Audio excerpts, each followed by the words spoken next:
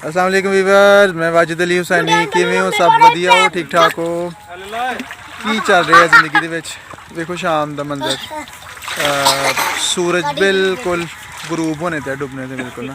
असी पीटर सही करवा रहे थे अपना, खराब हो गया सी और बच्चे नहाने के इंतजार च असीं नहाने आ। पीटर सही होंदा ते देखो किन्ना प्यारा किन्ना इंजॉय कर रहे हैं बच्चे।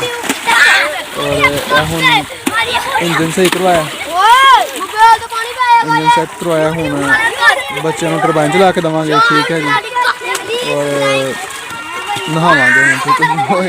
ओए की होया? देखो गाँव के पिंड के बच्चे कितना इंजॉय कर रहे हैं। बहुत प्यारा, बहुत ही प्यारा मंजर है शाम का। हवा भी चारी ठंडी ठंडी और खैर दुआ कर रहे हैं कि बारिश पै जाए वैसे, क्योंकि तुहानू पता जो फ्यूल है कितना महंगा हो गया।